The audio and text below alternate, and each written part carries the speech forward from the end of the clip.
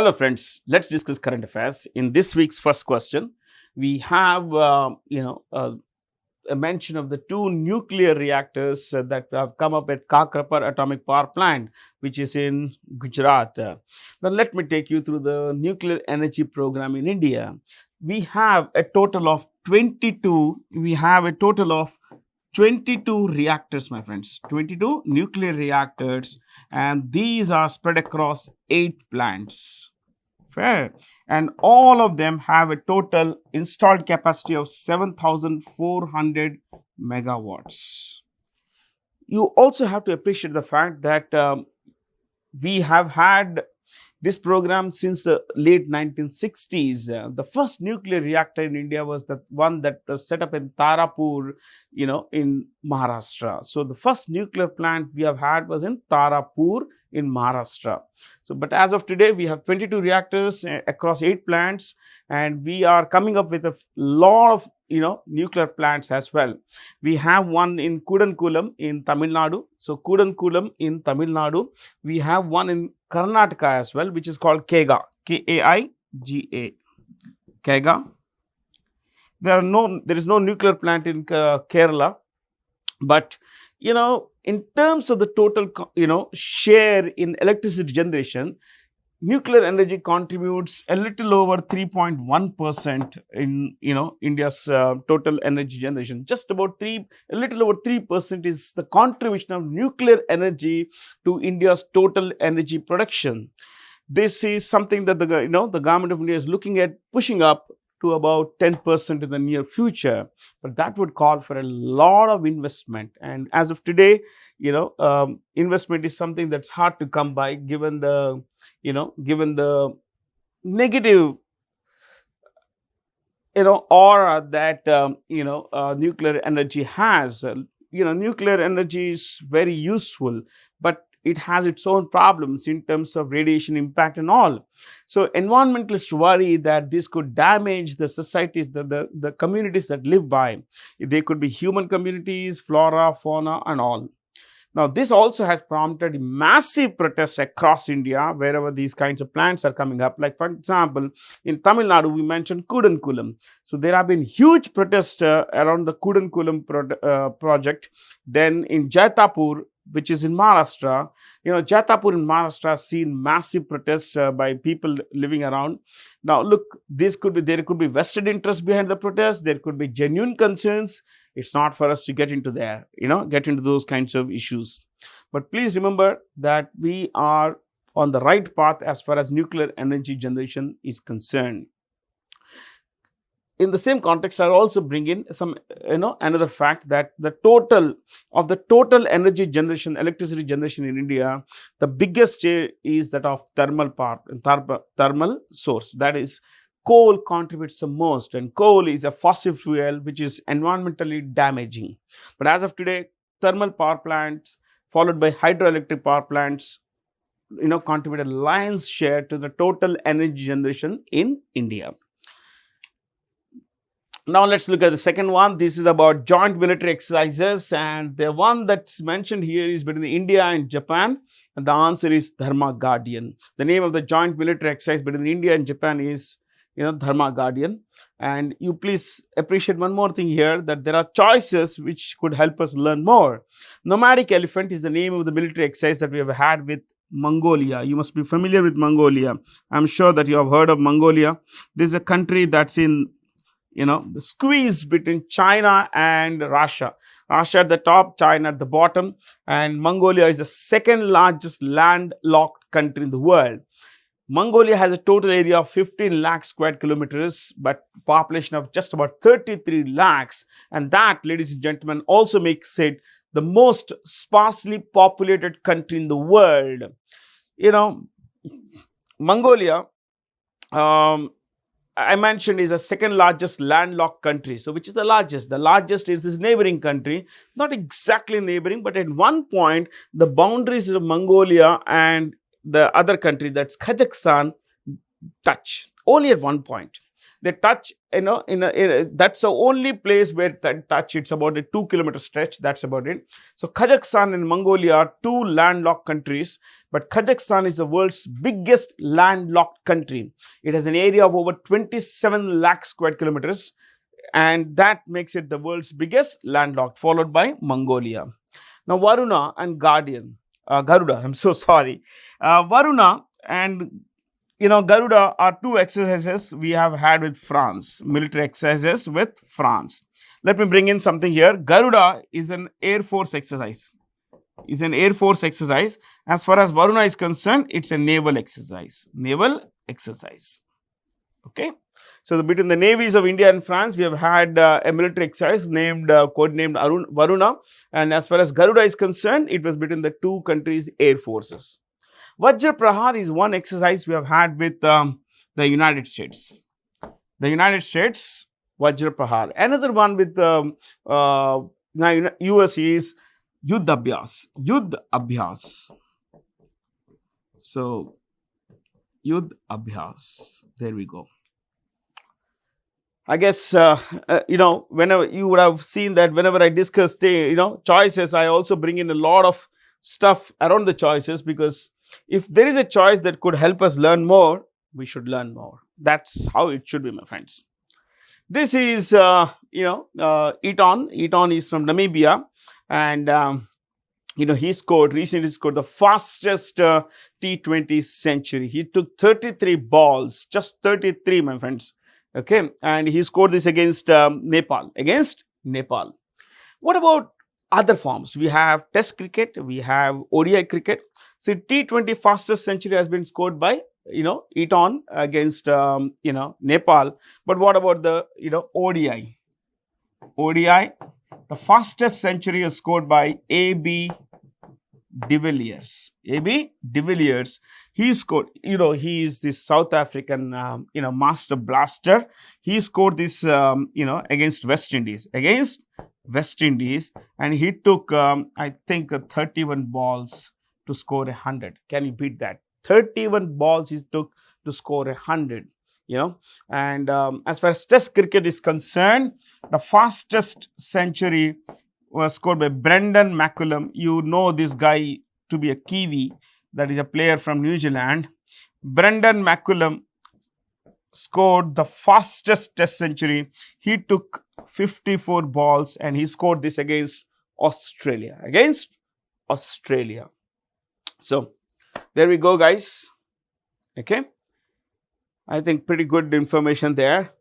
I mean, we all love players who score pretty fast, and A.B. de Villiers, McCullum, Virat Kohli, Rohit Sharma, Babar Azam. These are players who are known to be pretty, big hitters, and they always have been entertaining. Let's go to this. And by the way, are you familiar with this country called Namibia? Last week we discussed that its president, Hage Geingob, had died. And this is a country in Southwest Africa actually. So it was ruled by Germany for a long time. Look at this. This is a map, and this map concerns this country here called Tuvalu. Tuvalu has a new prime minister. That guy is not very important to us because it's not a country that's important to us. But it's very important for us to know what are these countries about, okay? Where are these? This is a huge country of Australia, the world's biggest island, you could say, and the smallest continent. Either way, how big is it? It is 76 lakh square kilometer big. That's huge, my friends. 76 lakh kilometers is the area of this country. But also remember, it has a population of about 2.6 crore. 2.6 crore spread across 76 lakh square kilometers. So it is twice more bigger than India, but has a population that where it could, you would have Mumbai and greater Mumbai area squeezing into, spread across Australia. Okay. So look at this. This is New Zealand here. This is the country of New Zealand. And here, this is Vanuatu. Yeah. This is one of the choices there is Vanuatu. And I'll come to these choices. This is Fiji. Where is Fiji? Fiji is here. This is Fiji. Let me just mark it for you. Okay. This is Fiji.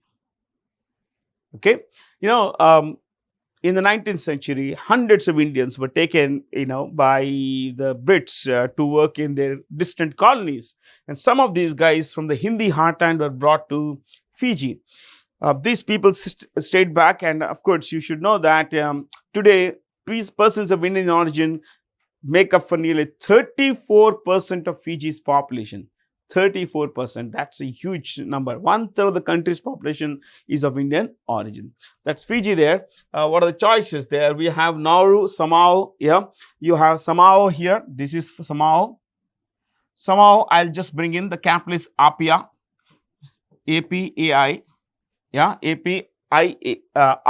I'm sorry, Apia. And then we have Nauru. This is the speck. This dot is Nauru, my friends. Okay.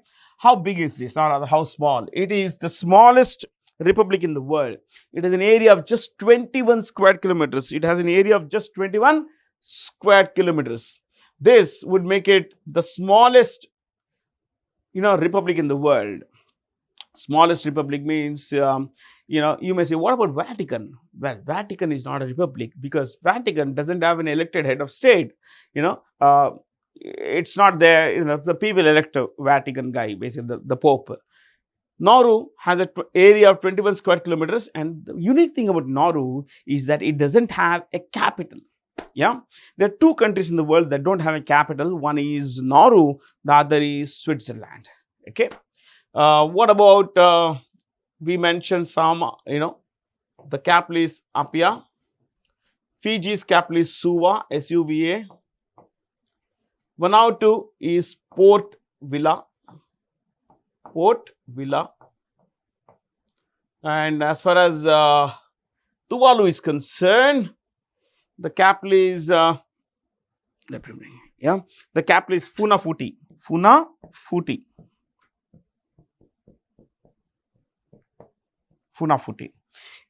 It's a very small country, about 26 square kilometers. Just about 26 square kilometers is the area of Tuvalu. That, coupled with the fact that it has a population of just a little over 10,000. 10,000 population would make it the second smallest country in the world by population. So Vatican is, has the smallest population in the world, about a little under 1,000. 1,000 in Vatican would make it the least populated country in the world. Tuvalu, this one here. Tuvalu, this one here. You can see this. This is Tuvalu. Okay. Tuvalu has the second smallest population in the world, just a little over 10,000 people here. Okay. I guess you can learn a lot of good things, my friends. These are things that could help us learn, about the world that we live in. You see this here, this place here. I'll just come back to this place. Just remember this small island here, this one. Okay, where I have drawn this line. This is called the Timor Island, Timor, Timor Island. And what you need to know about this place is that, the western portion of this country, I'm so sorry. The eastern portion of this country is East Timor. There is a country called East Timor, EAST, TIMOR, East Timor. The western portion is Indonesia. This is Indonesia. Okay. This is Indonesia. This portion here is Indonesia. Okay? These are all Indonesia, of course. These are all Indonesia. Okay? I mean, look, it is good to learn through a map because it could help you learn, and make a mental picture of where places are. You don't really have to remember where are these places, but it's good to know where are these places. What I said, it's good to know. It's not necessary that you remember where these are. Okay? Well, the Election Commission of India has signed a memorandum of understanding to increase voter outreach. Elections are coming up, general elections are coming up in May. And so they say that we need to get more people, out so that, to vote. And they have tied up with the Department of Post and Indian Banks Association because these two have huge databases which could be used by, the Election Commission of India to increase its reach, to increase the voter awareness programs. So let me bring in a bit here. The Indian Banks Association has a CEO whose name is Atul Kumar Goyal. you must be familiar now. You must be, oh, you must, yeah, I've heard of this guy's name. Yes, ladies and gentlemen, he is the CEO of Punjab National Bank. Atul Kumar Goyal is the CEO of Punjab National Bank. He is also the CEO of the IPA. What about NASSCOM? NASSCOM is the National Association of Software and Service Companies. Let me repeat, National Association of Software and Service Companies.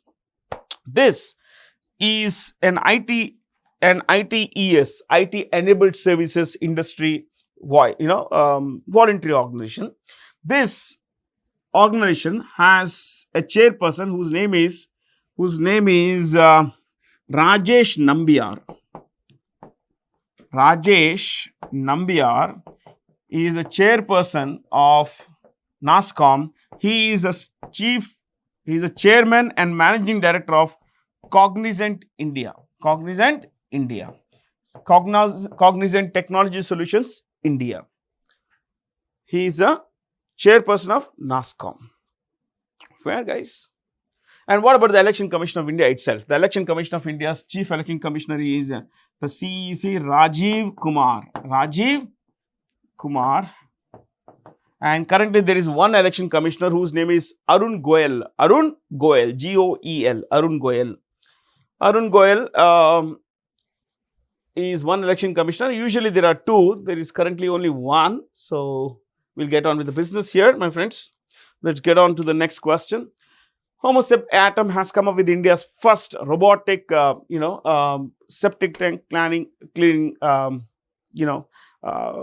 You could say that this is an issue, my friends, as you read the question, that this septic cleaning robot will replace manual scavenging people who would clean septic tanks, who would scavenge, who would clean toilets or sewers, drainage pipes and everything. This is very dehumanizing, but unfortunately in India it's prevalent. Yeah, it's prevalent in a very big way. So this particular, there is one startup that has come up with Homosep Atom, which is going to replace these people, and there's not so comfortable work. The name of the okay, let me clear this first. Yeah, and I'll write it here. It is Solinas. The name of the startup that has come up with this robot that would clean septic tanks is Solinas, and this has been incubated by IIT Madras. IIT Madras is at the very forefront of the startup culture in India, my friends. Okay, so from here, I think there's pretty little that we could discuss here. The WTO, the World Trade Organization, my friends, is the world's leading body to promote trade, the free flow of trade between member states. And, it holds its ministerial conference once every 2 years. This time around, it's in Abu Dhabi. Abu Dhabi, which, as you know, is the capital of the United Arab Emirates. The capital of the United Arab Emirates. Okay. Khartoum is the capital of Sudan. I'll come to the WTO in a while. Let me finish with the choices. Manama is the capital of Bahrain. It's a tiny island in the Gulf, Persian Gulf, Bahrain. Nairobi, you all know, is the capital of Kenya. Okay. So, what should you know about the World Trade Organization? As I mentioned, this is the world's premier organization to promote the free flow of trade between member states. The World Trade Organization was previously called GATT, which is the General Agreement on Tariffs and Trade. Tariffs, T-A-R-I-F-F. Tariff relates to tax. So, taxes on imports, exports and all that stuff.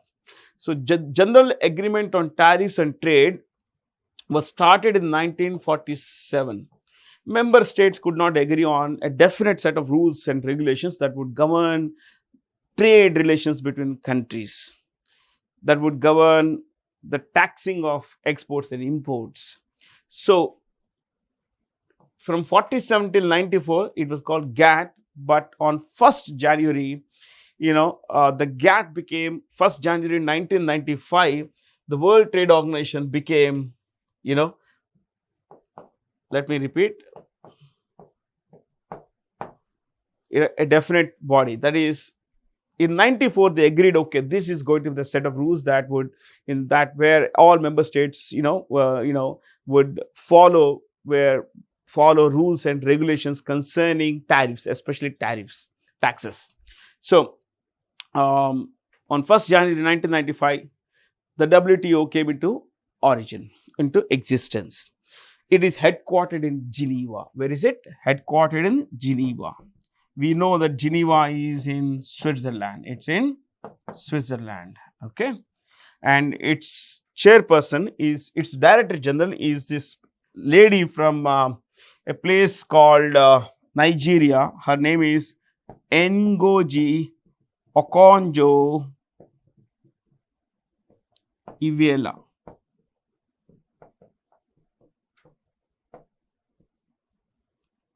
Okay, yeah, Iweala. She's from Nigeria. She's the world's first African. She's the first African and the first woman Director General of the World Trade Organization.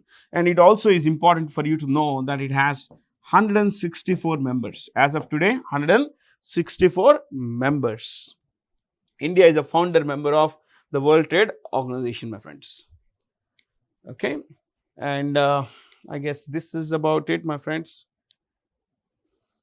about the World Trade Organization. Okay, there is again this question that we just mentioned, that who is the Director General of the WTO? Ngozi Okonjo-Iweala. It's already mentioned. So, what about the choices here? Kristalina Georgieva is the Managing Director of the International Monetary Fund, Managing Director and CEO of the International Monetary Fund. Audrey Azoulay heads UNESCO. She heads UNESCO, which is the United Nations Educational, Scientific and Cultural Organization. Catherine Russell is the head of UNICEF, which is the United Nations International, Fund, okay, or United Nations Children's Fund. United Nations Children's Fund. Filippo Grandi is the head of what is called the UNHCR, the United Nations High Commissioner for Refugees. United Nations High Commissioner for Refugees. I guess this again pretty much covers the choices. So let's go from here. And by the way, where are these people from? Kristalina is from Bulgaria. She's from Bulgaria. Iweala, we mentioned, is from Nigeria. Azoulay is from France. Russell is from the US. And Grandi is from Italy. She's from, Filippo Grandi is from Italy. He is from Italy. Okay, this is about the non-executive,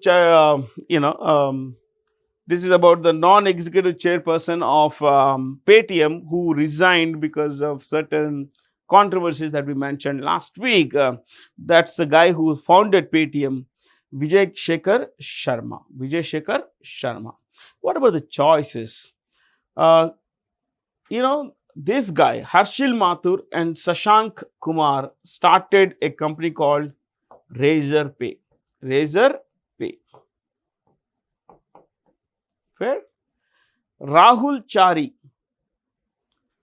Samir Nigam, and a guy called Burjin Engineer. I wrote through that. Rahul Chari, no issue.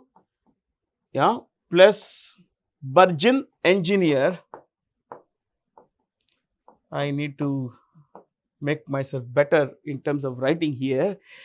They all founded, one company called PhonePe. PhonePe. Yeah, PhonePe. So, Burjin Engineer, Rahul Chari and Samir Nigam started PhonePe, which today is owned by Walmart. It's owned by Walmart. So, Vijay Shekhar Sharma is the lone founder of Paytm. Okay, here is Velen Subbaya, who is the head of Cholamandalam Finance. Cholamandalam Finance. He is also the vice president at another company, Tube Investments. But let's stick to this. Okay, he has been chosen as EY. EY is Ernst and Young, which is one of the four big four consulting and auditing companies. Ernst & Young Entrepreneur of the Year Award was won by Velen Subbaya, who is CEO of Cholamandalam Finance. Cholamandalam Finance is a part of the Murugappa group. Okay, Murugappa group. You also need to understand something here, my friends, that these choices could help you learn lot more. And before the choices, what about a couple of more guys who could be brought in here. As far as the EY lifetime achievement is concerned, this time they gave away a lifetime achievement award. Lifetime achievement award. Okay. So when we discuss lifetime achievement, we should look at a guy called Venu Srinivasan. Again, a very familiar name, very big name in the world of Indian corporates. Okay. He is chairman emeritus of TVS Group. TVS Group. Venu Srinivasan, lifetime achievement at EY. EY Lifetime Achievement Award given to Venu Srinivasan. Let me bring in something more. The EY jury also gave away the EY Special Jury Award. Special Jury Award for lifetime achievement. Okay. And that went to Natarajan Chandrasekharan of Tata Group. Natarajan Chandrasekhar of Tata Group. Okay. So I just wanted to bring in something extra which is not part of this question, but any which way, you've learned some good stuff here. Let's go to the choices. Falguni Nair, as you know, is the founder CEO of NICLAO. Okay, a beauty products company. Sajjan Jindal is the chairperson of Jindal Steel. Jindal, Steel Works. JSW. Harsh Mariwala, chairperson of Marico. Now you would have got how the name comes, Marico, Mariwala company. Harsh Mariwala. Okay. Kiran Majumdar Shaw, she is the MD of Biocon. MD of Biocon. This is India's biggest biotechnology company, my friends. Okay.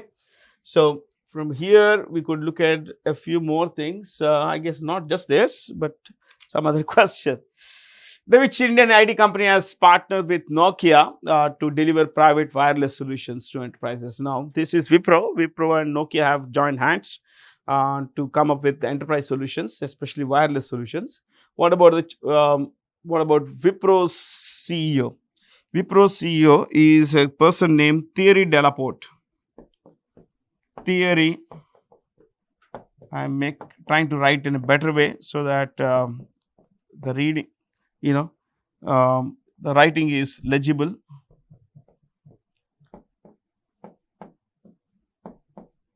Thierry Delaporte. TCS, India's largest software services company, is headed by Kriti Vasan. Okay. What about Infosys? Salil Parekh.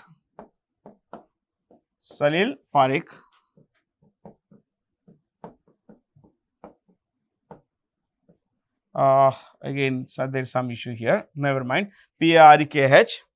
Tech Mahindra is headed by Mohit Joshi.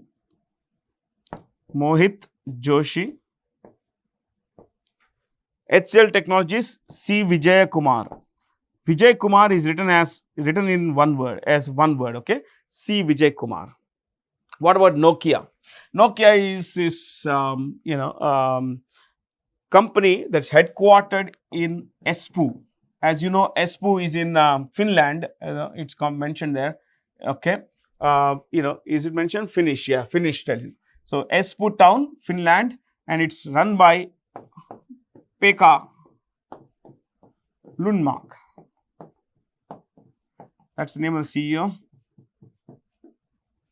Okay. Pekka Lundmark. So, all the choices that we could discuss, we have brought in, my friends. You know what is the world's first wireless device? Can you guess which is the world's first wireless device? And if you're watching this and you're reading, you are thinking about this world's first wireless device, if you're thinking, with your eyes in the air and everything, remember, it's the radio. The radio is the world's first wireless device, my friends. Okay?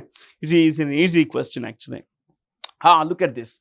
It's a new bridge that's come up in Gujarat, and this is called the Sudarshan Setu.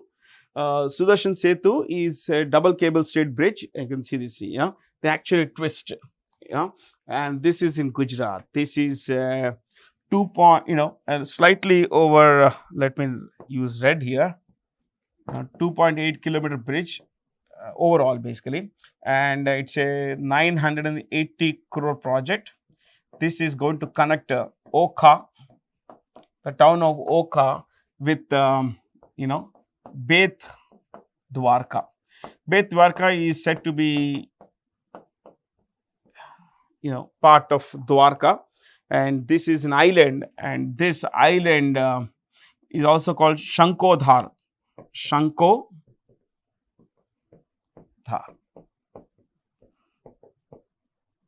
Shankodharo or Shankodhar. A lot of conch shells would be found here. That's why Shankodhar. Isn't it amazing, my friends? It looks so beautiful, isn't it? Yeah. So from here, Adani Defense has come up with a new defense complex to manufacture arms, ammunition, missiles, everything in Kanpur. Adani Defense's CEO is a guy called Rajvanshi, Avinash Rajvanshi, Avinash Rajvanshi. Okay, Avinash Rajvanshi.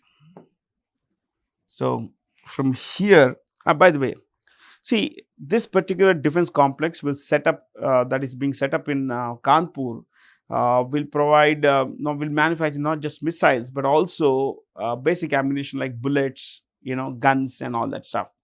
So it is not just to cater to the domestic market in India, but also, for exports. So as of today, the focus is on catering to the, local markets, that is the Indian defense market. But later, as production goes up and there is a certain degree of comfort as far as the domestic production is concerned, it could be taken care of. Exports would take over. So, Ashish Rajvanshi is the CEO we mentioned. From there, let's go to this CSTO. The CSTO is a collective security treaty organization, and there are 5 members it started with. Okay, it started with 6 members, but one has opted out, that is Armenia. These are 5, these are 4, and this was the 5th one. The 6th one is Russia. What is it? Russia. Let me bring in a few things here. The CSTO was started in 2002. So it was started in 2000. Like, what pen should we use? We should use white, I guess. This will help. It was started in 2002. And, guys, it is kind of a local NATO. It's a military alliance. And if a country becomes a part of this military alliance, it cannot become a part of any other, security alliance.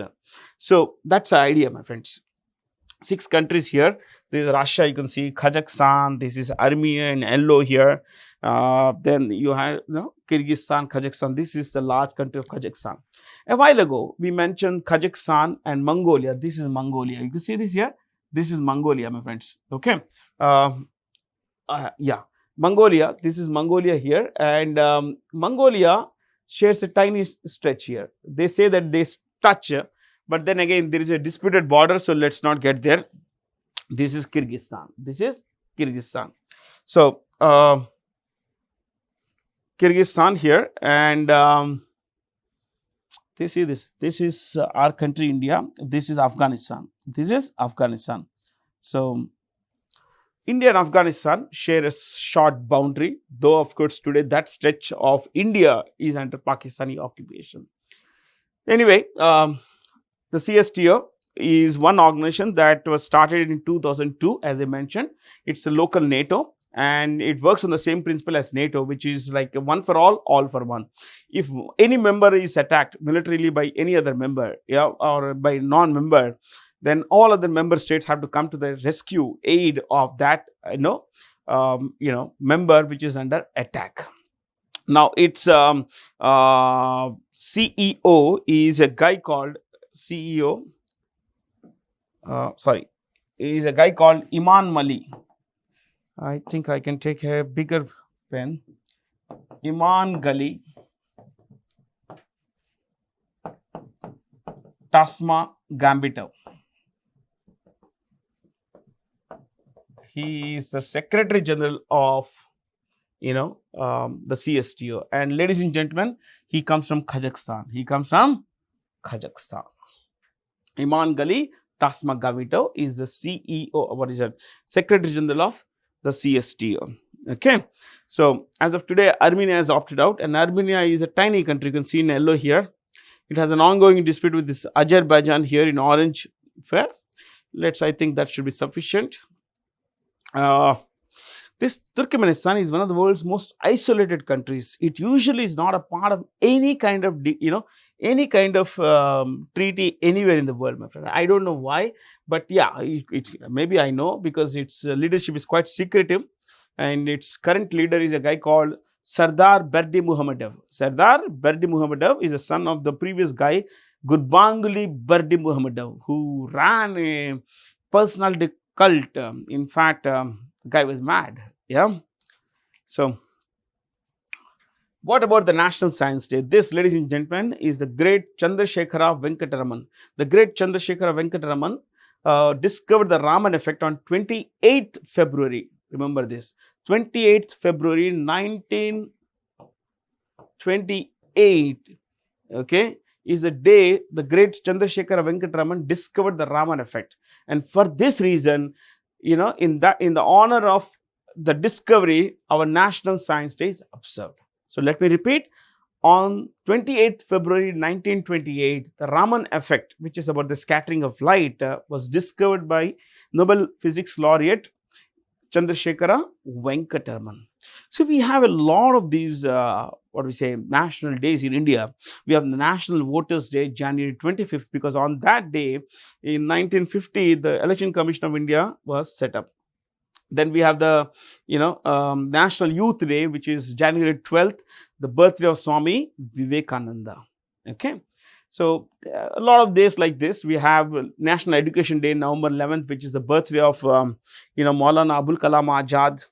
Okay. National Mathematics Day, December 22nd, which is again the birthday of Srinivasan Ramanujan. National Sports Day, 28th August, which is the birthday of Dhyan Chand.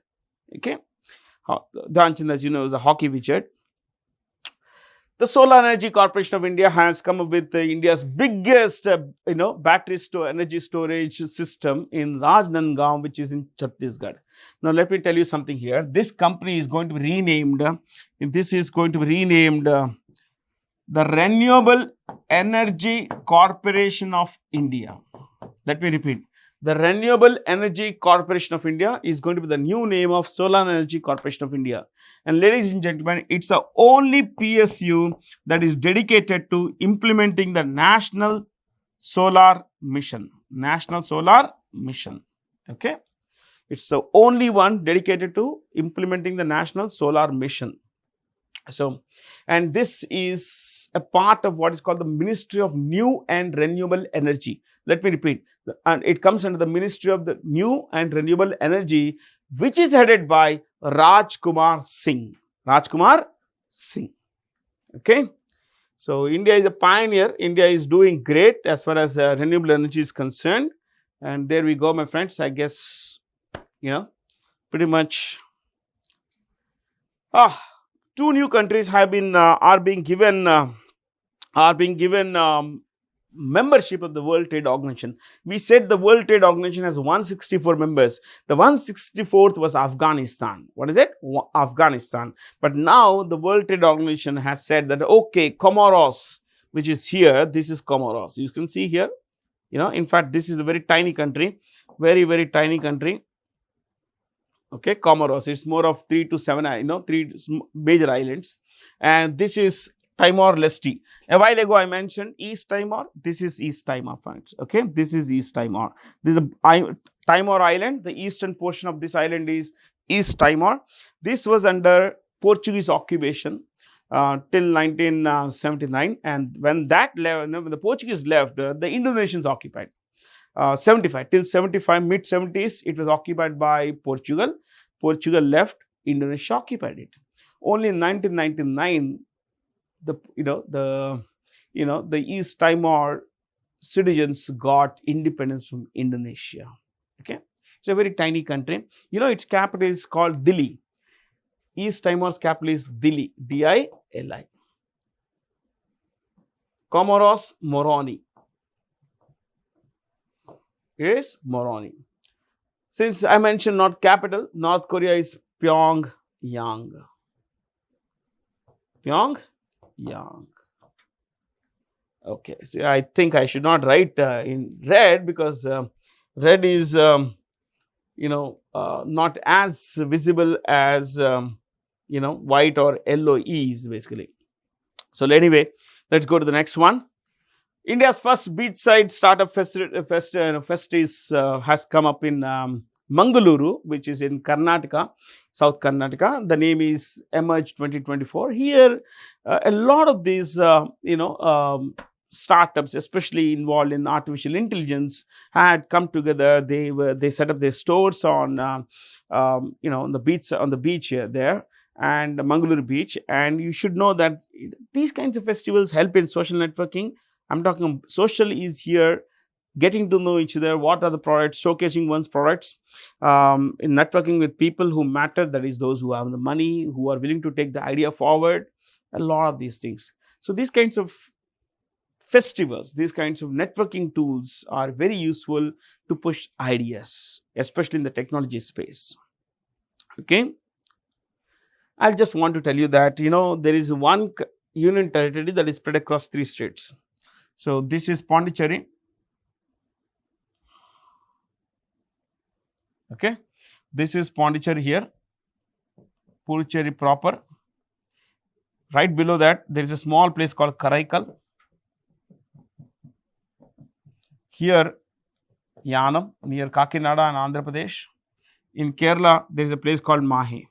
So it's the only Indian union territory. It is the only union territory that is spread across 3 states. Mahe in Kerala, Karaikal, Puducherry in Tamil Nadu, and Yanam in Andhra Pradesh. Okay, and you know that Pondicherry was occupied by or ruled by France till 1954. The British left in 47. The French were there in Puducherry till about 54, my friends. Okay, the Pro Kabaddi League season just ended, and it was won by Puneri Paltan. See, these are the names of the teams that participated. I think there are about 10 of them, 12 of them, and they participated in the, they are the major teams. The defending champions were Pink Panthers of Jaipur Pink Panthers, but this time they didn't do well. And this time the tournament was won by Puneri Paltan, which defeated Haryana Steelers. Haryana Steelers lost. They are the runners-up, my friends. They were the runners-up. Okay. I guess there's not much to discuss here because I did not find much to discuss as far as Kabaddi is concerned. And, let's clear this. The IPL is also coming up. Yeah, this is a lovely map you can see here. Brian Mulroney was the Prime Minister of Canada. Canada cannot have a president, though I mentioned president. It cannot have a president because, it is not. It's not a republic actually. Why? Because at the time of independence in Britain, Canada, Australia, New Zealand, Bahamas, Papua New Guinea, they decided to retain the British monarch as the head of their own country. The British monarch is also the head of their own country. So Canada's British head of the state is the British monarch, King Charles III. So this is Canada. It's a pretty large country, the second largest country in the world by area, 99 lakh square kilometer plus. This is the United States, and the United States is, I think a couple of things are missing. One is Hawaii. Hawaii is missing here. Okay, it would come here actually. Hawaii would come here. Okay. So this is Alaska, and this is separated from Russia by just a narrow strait here, very narrow channel of water. This boundary line you can see here, this is a straight boundary line here, and then it goes through the, canals and all that, the lake, sorry. It is the longest boundary line between any two countries. The boundary line between Canada and and the United States is 8893 kilometer long, my friends. It's the longest boundary between any two, any two countries. You see this huge, a huge boundary. The longest boundary that India has is with Bangladesh, which is about 4096 kilometers. Here it's seriously long, isn't it? Yeah.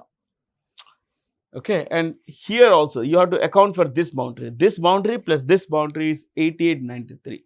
Okay, yeah. And Canada's Prime Minister today is a guy called Justin Trudeau. You're all familiar with his name, Justin Trudeau, Trudeau, Trudeau. Okay, so let's go. And this is Greenland. It's owned by Denmark. Okay, in which places is the government of India coming up with semiconductor units, chip making units, all these three places. In Sanand, the government of India is coming up with this particular unit, with Micron, this giant, multinational company, chip maker, is setting up a 11,000 crore plant in Sanand, Gujarat.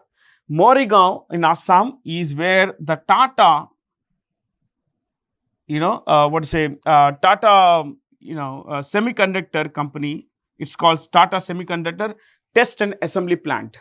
That's the name, Tata Semiconductors. As far as Dholera is concerned, the Tata Group, Tata Electronics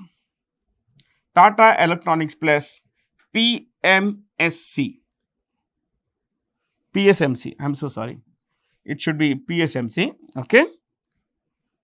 What is PSMC? I think today something is wrong, any which way. So, is Power Chip Semiconductor Manufacturing Company. Tata Electronics has tied up with a Taiwanese company called Power Chip Semiconductor, Manufacturing Company to set up a 91,000 crore plant. How big? 91,000 crore plant in, Dholera, Gujarat. So, it's 91,000 crore they are going to invest in this place. You see, PSMC is one of the world's leading chip makers. So, three different things. One multinational Micron here, other one basically Dholera, which is a joint venture between the Taiwanese and then an Indian company. And of course, it's Tata Semiconductor Test and Test Company is setting up a plant in Assam, Morigaon. Okay.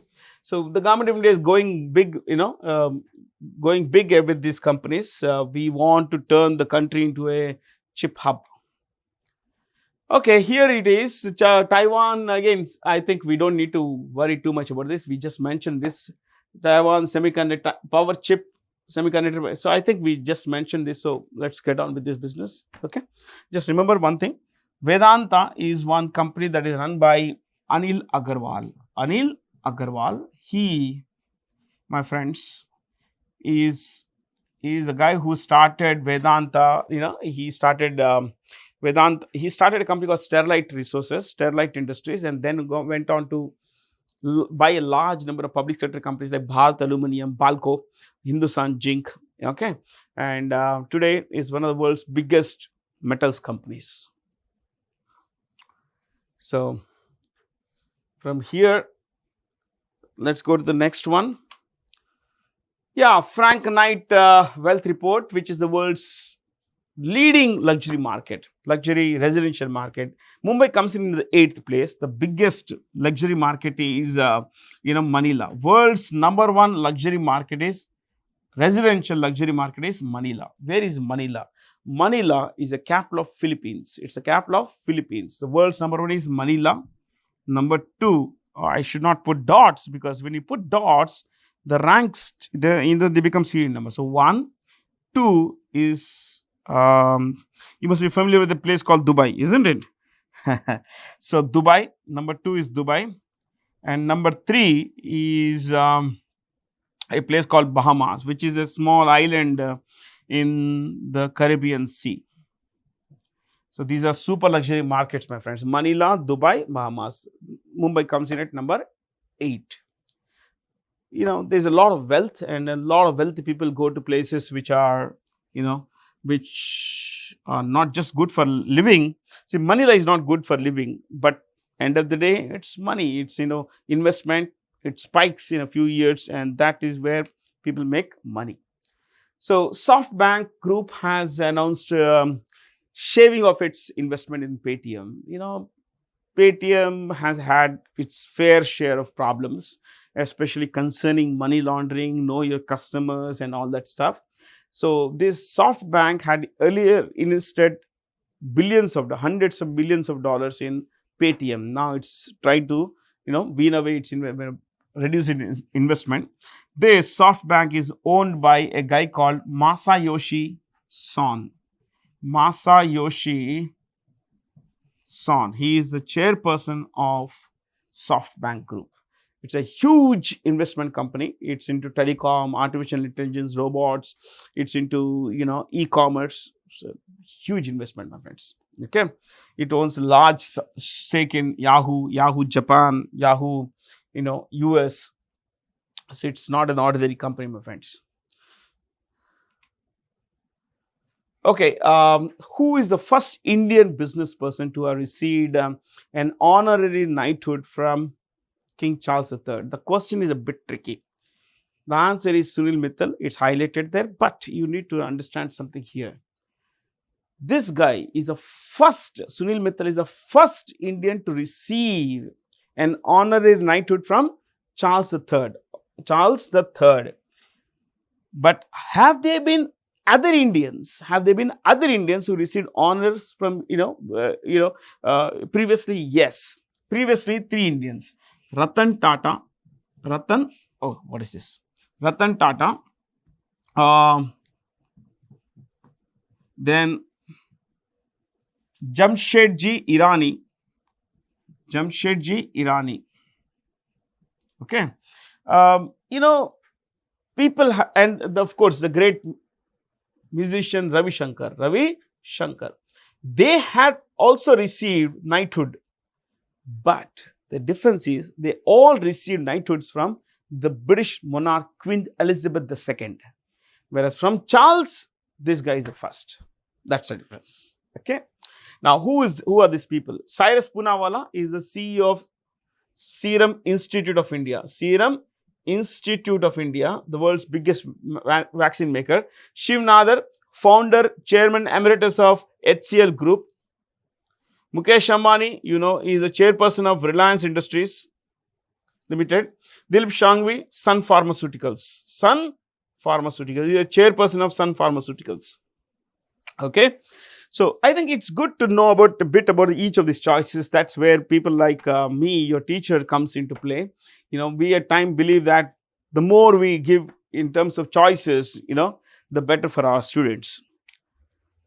So, that's about it. I guess, it clears and it shows that the smiley at the end of it all, we always have this. It is good that you learn. And please make sure that you keep learning, you share, stay curious, have a lot of fun. Thank you for being here. Thank you.